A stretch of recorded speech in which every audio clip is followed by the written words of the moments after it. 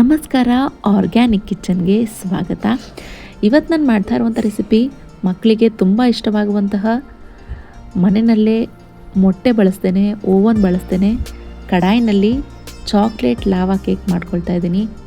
ತುಂಬಾ ಈಸಿಯಾಗಿ, ಎಷ್ಟು ಫ್ಲಫಿಯಾಗಿ ಮನೆಯಲ್ಲೇ ಈ ರೀತಿ ಮಾಡ್ಕೊಳ್ಬೋದಾ ಅಂಥೇಳಿ ನೋಡ್ತಾ ಇರ್ಬೋದು. ಹೌದು, ತುಂಬಾ ಈಸಿಯಾಗಿ ಇದನ್ನು ಮನೆಯಲ್ಲೇ ಮಾಡ್ಬೋದು. ಸ್ವಲ್ಪನೇ ಪದಾರ್ಥನ ಬಳಸಿ ಫ್ಲಫಿಯಾಗಿ ಲಾವಾ ಚಾಕ್ಲೇಟ್ ಕೇಕ್ನ ಹೇಗೆ ಮಾಡೋದು ಅಂಥೇಳಿ ಇವತ್ತಿನ ವಿಡಿಯೋದಲ್ಲಿ ನೋಡೋಣ. ನಾನು ಮೊದಲನೇದಾಗಿ ಇಲ್ಲಿ ಡಾರ್ಕ್ ಚಾಕ್ಲೇಟ್ನ ಬಳಸ್ಕೊಳ್ತಾ ಇದ್ದೀನಿ. ಒಳ್ಳೆ ಕಂಪ್ನಿ ಚಾಕ್ಲೇಟ್ನ ತೊಗೊಂಡ್ರೆ ಚೆನ್ನಾಗಿ ಬರುತ್ತೆ. ಇದೇ ಲಾವಾ ಕೇಕ್ನ ನಾವು ಡಾಮಿನೋಸ್ನಲ್ಲಿ ಅಥವಾ ಎಲ್ಲಾದರೂ ಬೇಕರಿನಲ್ಲಿ ತೊಗೊಳಕ್ಕೆ ಹೋದರೆ 100-200 ರೂಪೀಸ್ ಚಾರ್ಜ್ ಮಾಡ್ತಾರೆ. ಆದರೆ ಅದೇ ಖರ್ಚಿನಲ್ಲಿ ಮನೆಯಲ್ಲೇ 3-4 ಜನ ಹೊಟ್ಟೆ ತುಂಬುವಷ್ಟು, ಸಮಾಧಾನ ಆಗುವಷ್ಟು ನಾವು ತಿನ್ನಬಹುದು. ಹೆಚ್ಚಿನ ಪದಾರ್ಥನ ಬಳಸ್ದೇ ಮಾಡ್ತಾ ಇರುವಂತಹ ಲಾವಾ ಕೇಕ್ ಇದು. ನಾನು ಮೊದಲನೇದಾಗಿ ಇಲ್ಲಿ ಚಾಕ್ಲೇಟ್ನ ಎಷ್ಟು ಸಣ್ಣ ಕಟ್ ಮಾಡ್ಕೊಂಡಿದ್ದೀನಿ. ಇದನ್ನು ಒಂದು ಗಾಜಿನ ಬೌಲ್ನಲ್ಲಿ ಹಾಕ್ಕೊಂಡು ಇದಕ್ಕೆ 1 ಸ್ಪೂನ್ ಆಗುವಷ್ಟು ಬೆಣ್ಣೆನ ಹಾಕ್ಕೊಳ್ಬೇಕು. ಹಾಗೆಯೇ ಈ ಚಾಕ್ಲೇಟ್ ಮುಳುಗುವಷ್ಟು ಹಾಲನ್ನ ಹಾಕ್ಕೊಳ್ಬೇಕು. ಬೆಣ್ಣೆನೂ ಸಹ ಮನೆಯಲ್ಲೇ ಮಾಡ್ಕೊಂಡಿರುವಂಥದ್ದು ನಾನು. ಇದಿಷ್ಟನ್ನು ಹಾಕಿ ಡಬಲ್ ಬಾಯ್ಲರ್ನ ಮುಖಾಂತರ ಇದನ್ನು ಕರಗಿಸ್ಕೊಳ್ಬೇಕು. ಇದನ್ನು ಡೈರೆಕ್ಟಾಗಿ ಬಿಸಿ ಮಾಡ್ಕೊಳ್ಳಿಕ್ಕೆ ಹೋಗಬಾರ್ದು, ಮತ್ತು ತಳ ಹಿಡಿದು ಕಪ್ಪಗಾಗೋಗುತ್ತೆ. ಈ ರೀತಿ ಬಿಸಿ ನೀರಿನ ಮೇಲೆ ಈ ರೀತಿ ಗಾಜಿನ ಬೌಲನ್ನ ಇಟ್ಟು ಆ ಹಬೆಯಲ್ಲಿ ಈ ಚಾಕ್ಲೇಟ್ ಕರಗಬೇಕು. ಒಂದು 5 ನಿಮಿಷಕ್ಕೆ ಇದು ಕರಗುತ್ತೆ ಆರಾಮಾಗಿ. ಈ ರೀತಿ ಮಾಡೋದ್ರಿಂದ ಜಾಸ್ತಿ ಹೊತ್ತು ಸಹ ಇದೇ ರೀತಿಯಾಗೇ ಇರುತ್ತೆ, ಗಟ್ಟಿಯಾಗೋದಿಲ್ಲ. ವಿಸ್ಕರ್ನ ಸಹಾಯದಿಂದ ಈ ರೀತಿ ಗಂಟಿಲ್ದಿರೋ ರೀತಿಯಲ್ಲಿ ಕರಗಿಸ್ಕೊಳ್ಬೇಕು ಒಂದು 5 ನಿಮಿಷ. ಇವಾಗ ನಮಗೆ ಚಾಕ್ಲೇಟ್ ಕೇಕ್ನ ಮಧ್ಯಭಾಗದಲ್ಲಿ ಬೇಕಾಗಿರುವಂತಹ ಚಾಕ್ಲೇಟ್ ಲಾವಾ ರೆಡಿಯಾಗಿದೆ. ಇದಕ್ಕೆ ಮೇಲ್ಗಡೆಯ ಭಾಗ ರೆಡಿ ಮಾಡ್ಕೊಳ್ಳೋಣ.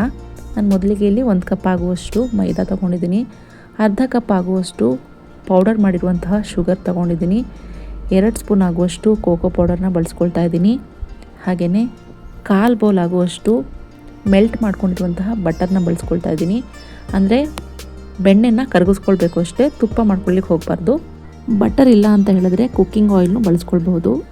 ಈ ಕೇಕ್ ಬ್ಯಾಟರ್ನ ರೆಡಿ ಮಾಡ್ಕೊಳ್ಳೋಣ. ಅದಕ್ಕೂ ಮುಂಚೆ ಒಂದು ಕಡಾಯಿನಲ್ಲಿ ಸ್ವಲ್ಪ ಉಪ್ಪು ಹಾಕಿ ಒಂದು 5 ನಿಮಿಷ ಪ್ರೀ ಹೀಟ್ ಆಗಲಿಕ್ಕೆ ಇಟ್ಕೊಳ್ಳೋಣ. ಇದನ್ನು ಕಲಿಸ್ಕೊಳ್ಳೋವರೆಗೆ ಅದು ಬಿಸಿಯಾಗಲಿ.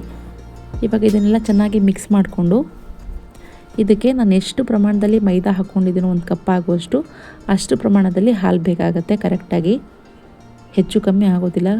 ಕರೆಕ್ಟಾಗಿ 1 ಬೌಲ್ ಆಗುವಷ್ಟು ಹಾಲು ಬೇಕಾಗತ್ತೆ. ಇದನ್ನೆಲ್ಲ ಹಾಕಿ ನಾವು ಒಂದು ಇಡ್ಲಿ ಹಿಟ್ಟಿನ ಹದಕ್ಕೆ ಕಲಿಸ್ಕೊಳ್ಬೇಕು. ತುಂಬಾ ತೆಳ್ಳಗೂ ಆಗಬಾರ್ದು, ತುಂಬಾ ಗಟ್ಟಿಗೂ ಸಹ ಆಗಬಾರ್ದು. ಮೆಜರ್ಮೆಂಟ್ ಕರೆಕ್ಟಾಗಿತ್ತು ಅಂತ ಹೇಳಿದ್ರೆ ಸಾಫ್ಟಾಗಿ ಫ್ಲಫಿಯಾಗಿ ಕೇಕ್ ನಮಗೆ ಬರುತ್ತೆ. ಓವನ್ನಲ್ಲೇ ಮಾಡ್ಕೊಳ್ಬೇಕು ಅಂಥೇಳಿ ಏನೂ ಇಲ್ಲ, ಮೊಟ್ಟೆ ಬಳಸಿನೂ ಮಾಡಬೇಕು ಅಂತ ಹೇಳಿ ಏನೂ ಇಲ್ಲ. ತುಂಬ ಜನ ವೆಜಿಟೇರಿಯನ್ಸ್ ಇರ್ತಾರೆ, ಅವರು ಮೊಟ್ಟೆ ಹಾಕಿರ್ತಾರೆ ಅಂಥೇಳಿ ಕೇಕ್ನೇ ತಿನ್ನೋದಿಲ್ಲ. ಅಂಥವ್ರಿಗೆ ಈ ರೀತಿ ರೆಸಿಪಿನ ಟ್ರೈ ಮಾಡಿ ನೋಡಿ. ಈ ರೀತಿಯಾಗಿ ಬ್ಯಾಟರ್ ರೆಡಿಯಾಗಿರಬೇಕು. ಇವಾಗ ಇದು ಸಹ ಆಗಿದೆ. ಒಳಗಡೆ ಹಾಕಲಿಕ್ಕೆ ಚಾಕ್ಲೇಟ್ ಸಹ ನಮಗೆ ರೆಡಿಯಾಗಿದೆ. ಇವಾಗ ನಾನಿಲ್ಲಿ ಒಂದು ಬೌಲ್ನ ಬಳಸ್ಕೊಳ್ತಾ ಇದ್ದೀನಿ. ಸ್ಟೀಲ್ ಬೌಲ್ನ ಬಳಸ್ಕೊಂಡಿದ್ದೀನಿ. ಸ್ಟೀಲ್ ಬೌಲ್ ಅಥವಾ ಅಲ್ಯೂಮಿನಿಯಂ ಬೌಲ್ ಸಹ ಸಿಗುತ್ತೆ, ಅದನ್ನು ಸಹ ಬಳಸ್ಕೊಳ್ಬೋದು. ಅದಿಲ್ಲ ನಮ್ಮ ಹತ್ರ ಅಂತ ಹೇಳೋರು ಈ ಥರ ಸ್ಟೀಲ್ ಬೌಲ್ನಲ್ಲೇ ಮೊದಲು ಕೆಳಗಡೆ ಈ ರೀತಿ ಮೈದಾದ ಬ್ಯಾಟರ್ನ ಹಾಕ್ಕೊಂಡು ಮಧ್ಯದಲ್ಲಿ ಈ ರೀತಿ ಚಾಕ್ಲೇಟ್ ಸಿರಪ್ನ ಹಾಕ್ಕೊಳ್ಬೇಕು. ನಮಗೆ ಎಷ್ಟು ಬೇಕೋ ಅಷ್ಟು ಹಾಕ್ಕೊಳ್ಬೋದು, ನಮ್ಮ ಇಷ್ಟ ಅದು. ಆದರೆ ಬೌಲ್ ತುಂಬ ಹಾಕ್ಕೊಳ್ಳಿಕ್ಕೆ ಹೋಗಬಾರ್ದು. ಒಂದು 3/4 ಬೌಲ್ ಅಥವಾ ಅರ್ಧ ಬೌಲ್ ಹಾಕ್ಕೊಂಡ್ರೆ ಸಾಕಾಗುತ್ತೆ. ಯಾಕೆಂತ ಹೇಳಿದರೆ ಅದು ಬೇಯಬೇಕಾದ್ರೆ ಉಬ್ಬಿ ಬರುತ್ತೆ, ಬೌಲ್ಗಿಂತ ಹೊರಗಡೆ ಬರಬಾರ್ದು. ಹಾಗಾಗಿ ಒಂದು 3/4 ಬೌಲ್ ಅಥವಾ ಇನ್ನೂ ಕಮ್ಮಿ ಹಾಕ್ಕೊಂಡ್ರು ತೊಂದರೆ ಇಲ್ಲ. ಈ ರೀತಿಯಾಗಿ ಹಾಕ್ಕೊಳ್ಬೇಕು. ಒಂದ್ಸರಿ ಟ್ಯಾಪ್ ಮಾಡ್ಕೊಳ್ಬೇಕು, ಏರ್ ಇದ್ದರೆ ರಿಲೀಸ್ ಆಗಲಿ ಅಂಥೇಳಿ.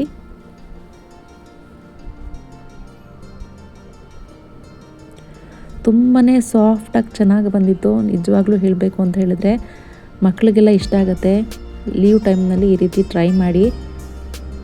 ಆರಾಮಾಗಿ 100 ರೂಪಾಯಿ 150 ರೂಪಾಯಿ ಕಾಸ್ಟಲ್ಲಿ 3-4 ಜನ ಇದನ್ನು ತಿನ್ನಬಹುದು ಅಂತಲೇ ಹೇಳ್ಬೋದು. ಇದೇ ಚಾಕ್ಲೇಟ್ನೇ ಬಳಸಬೇಕು ಅಂತ ಹೇಳಿ ಏನೂ ಇಲ್ಲ. ಒಂದು 20 ರೂಪಾಯಿ 30 ರೂಪಾಯಿ ಚಾಕ್ಲೇಟ್ ಇದ್ದರೂ ಸಾಕು ನಮಗೆ. ಮೈದಾ ಎಲ್ಲರ ಮನೇಲೂ ಇದ್ದೇ ಇರುತ್ತೆ. ಕೋಕೋ ಪೌಡರ್ ಹಾಗೆಯೇ ಬೇಕಿಂಗ್ ಪೌಡರ್ ತೊಗೊಂಡ್ರೆ ಆಯಿತು ಇದು ಮಾಡಲಿಕ್ಕೆ. ಇವಾಗ ಇದು ಸಹ ಪ್ರೀಹೀಟ್ ಆಗಿದೆ. ಇವಾಗ ಇದರೊಳಗಡೆ ಇದನ್ನು ಇಟ್ಟು ಒಂದು 15 to 17 ಮಿನಿಟ್ಸ್ ಬೇಯಿಸಿದ್ರೆ ಸಾಕು. ಇದು ಆರಾಮಾಗಿ ರೆಡಿಯಾಗಿರುತ್ತೆ. ಅಷ್ಟರಲ್ಲೇ ಕರೆಕ್ಟಾಗಿ ಟೈಮಿಂಗ್ಸ್ ನೋಡ್ಕೊಳ್ಳಿ. 15 to 17 ಮಿನಿಟ್ಸ್ ಆದರೆ ಆಯಿತು. ಇದು ಆಲ್ಮೋಸ್ಟ್ 10 ಮಿನಿಟ್ಸ್ ಆಗೈತಿದ್ದು ಆವಾಗ ತೆಗೆದಿರುವಂಥ ವಿಡಿಯೋ ಇದು. ಇನ್ನೊಂದು 5 ನಿಮಿಷ ಆಗಬೇಕಾಗಿತ್ತು, ಮತ್ತೆ ಇಟ್ಟಿದ್ದೀನಿ. ನೋಡಿದೆ ಹೇಗಾಗಿದೆ ಅಂಥೇಳಿ. ಇನ್ನೊಂದು 5 ನಿಮಿಷ ಆಗಬೇಕಾಗಿತ್ತು. ಇದಾದಮೇಲೆ ಈ ರೀತಿ ಚೆನ್ನಾಗಿ ಉಬ್ಬಿ ಬಂದಿತ್ತು ಇದು. ಇದಾದಮೇಲೆ ಇದು ಕಂಪ್ಲೀಟಾಗಿ ಕೂಲ್ ಆಗ್ಲಿಕ್ಕೆ ಬಿಡಬೇಕು, ಇಲ್ಲ ಅಂತ ಹೇಳಿದ್ರೆ ಎಲ್ಲ ಬೌಲ್ಗೆ ಅಂಟ್ಕೊಳ್ಳುತ್ತೆ. ಒಂದು 10 ನಿಮಿಷ ಆದರೂ ಇದು ತಣ್ಣಗಾಗಲಿ. ತೆಗ್ದಾದ್ಮೇಲೆ ಒಂದು ಸರಿ ಚೆಕ್ ಮಾಡ್ಕೊಳ್ಬೇಕು ಬೆಂದಿದೆಯೋ ಇಲ್ವೋ ಅಂಥೇಳಿ. ಇವಾಗ ಇದು ತೆಗ್ದಿದ್ದಾಗಿದೆ, ತಣ್ಣಗೂ ಸಹ ಆಗಿದೆ. ಇವಾಗ ನಾನು ಚಾಕು ಅಥವಾ ಒಂದು ಸ್ಪೂನಿನ ಸಹಾಯದಿಂದ ಸುತ್ತಲೂ ಬಿಡಿಸ್ಕೊಂಡು ಅನಂತರ ತೆಗಿತೀನಿ. ತಣ್ಣಗಾಗಲಿ, ಅದಾದಮೇಲೆ ತೆಗಿಬೇಕು. ಅದೇ ಬಿಟ್ಕೊಳ್ಳುತ್ತೆ. ನಾವು ಬೌಲ್ಗೆ ಏನೂ ಹಚ್ಚಿಲ್ಲ, ನೀವೇ ನೋಡಿರಬಹುದು, ಏನೂ ಹಾಕ್ಕೊಂಡಿಲ್ಲ ನಾನು ಕೆಳಗಡೆ. ಅದಾಗೆ ಅದು ಆರಾಮಾಗಿ ಬರುತ್ತೆ ಈ ರೀತಿ ತಣ್ಣಗಾದ್ಮೇಲೆ. ತುಂಬಾ ಸಾಫ್ಟಾಗಿತ್ತು ನಿಜವಾಗ್ಲೂ ಹೇಳಬೇಕು ಅಂತ ಹೇಳಿದ್ರೆ. ನಿಧಾನಕ್ಕೆ ಮಾಡ್ಕೊಳ್ಳಿ.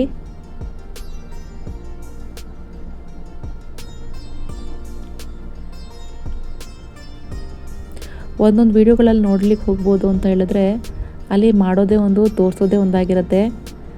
ಇಲ್ಲಿ ನೀವೇ ನೋಡ್ತಾ ಇರ್ಬೋದು, ನಿಮ್ಮ ಕಣ್ಣು ಮುಂದೆ ಪ್ರತಿಯೊಂದನ್ನು ತೋರಿಸಿದ್ದೀನಿ, ಯಾವುದನ್ನು ಸ್ಕಿಪ್ ಮಾಡಿಲ್ಲ ನಾನು. ಕಟ್ ಸಹ ಮಾಡ್ತಾಯಿದ್ದೀನಿ, ನೋಡ್ತಾ ಇರ್ಬೋದು ಒಳಗಡೆಯಿಂದ ಯಾವ ರೀತಿ ಚಾಕ್ಲೇಟ್ ಬರುತ್ತೆ ಅಂಥೇಳಿ. ಒಬ್ಬೊಬ್ಬರು ಏನು ಮಾಡ್ತಾರೆ ಅಂತ ಹೇಳಿದ್ರೆ ಬೌಲ್ನಲ್ಲಿ ಬ್ಯಾಟರ್ ಹಾಕಿ ಡೈರೆಕ್ಟಾಗಿ ಚಾಕ್ಲೇಟ್ ಪೀಸಸ್ನ ಮಧ್ಯದಲ್ಲಿ ಇಟ್ಬಿಡ್ತಾರೆ. ಹಾಗೆ ಮಾಡ್ಲಿಕ್ಕೆ ಹೋಗಬಾರ್ದು. ಫಸ್ಟು ಚಾಕ್ಲೇಟ್ನ ಬೆಣ್ಣೆ ಹಾಗೂ ಹಾಲಿನ ಜೊತೆ ಕರಗಿಸ್ಕೊಂಡು ಹಾಕ್ಕೊಳ್ಳೋದ್ರಿಂದ ಈ ರೀತಿ ಸಿಲ್ಕಿಯಾಗಿ ಚಾಕ್ಲೇಟ್ ಕರಗಿ ಬರುತ್ತೆ. ಆವಾಗಲೇ ಚೆನ್ನಾಗಿರುವಂಥದ್ದು. ಲಾವಾ ಥರ ಬರಬೇಕಲ್ವಾ ಚಾಕ್ಲೇಟ್ ಲಾವಾ ಕೇಕ್ ಅಂತ ಹೇಳಿದ್ರೆ. ನೋಡಿದ್ರಿಲ್ವ ಎಷ್ಟು ಚೆನ್ನಾಗಿ ಬಂದಿತ್ತು ಅಂಥೇಳಿ. ನೀವು ಒಂದ್ಸರಿ ಮಿಸ್ ಮಾಡದೆ ಈ ರೀತಿ ಒಂದ್ಸರಿ ಟ್ರೈ ಮಾಡಿ, ಹೇಗಾಯಿತು ಅಂಥೇಳಿ ಕಮೆಂಟ್ ಮಾಡಿ. ಮಕ್ಕಳು ತುಂಬ ಇಷ್ಟಪಟ್ಟು ತಿಂದರೂ ಸಹ ಮಕ್ಕಳ ಸ್ನ್ಯಾಕ್ಸಿಗೂ ಸಹ ಕೊಟ್ಟು ಕಳಿಸಿದ್ದೆ ಇವತ್ತು. ಅದರೊಳಗಡೆಯಿಂದ ಲಾವಾ ಥರ ಬರುತ್ತಲ್ವ, ಆ ಮೇಲ್ಗಡೆ ಇರುವಂತಹ ಬ್ಯಾಟರ್ ಬ್ರೆಡ್ನ ಜೊತೆಗೆ ಆ ಚಾಕ್ಲೇಟ್ ತುಂಬಾ ಚೆನ್ನಾಗಿತ್ತು. ಒಂದು ಸಾರಿ ಮಿಸ್ ಮಾಡದೆ ರೆಸಿಪಿನ ಟ್ರೈ ಮಾಡಿ, ಹೇಗಾಯಿತು ಅಂತೇಳಿ ಕಮೆಂಟ್ ಮಾಡಿ. ನನ್ನ ಈ ಚಾನಲ್ನ ಯಾರೆಲ್ಲ ಸಬ್ಸ್ಕ್ರೈಬ್ ಮಾಡ್ಕೊಂಡಿಲ್ವೋ ಪ್ಲೀಸ್ ಸಬ್ಸ್ಕ್ರೈಬ್ ಮಾಡ್ಕೊಳ್ಳಿ. ಈ ವಿಡಿಯೋಸ್ನ ನಿಮ್ಮ ಫ್ರೆಂಡ್ಸ್ ಆ್ಯಂಡ್ ಫ್ಯಾಮಿಲೀಸ್ಗೂ ಶೇರ್ ಮಾಡಿ. Thank you.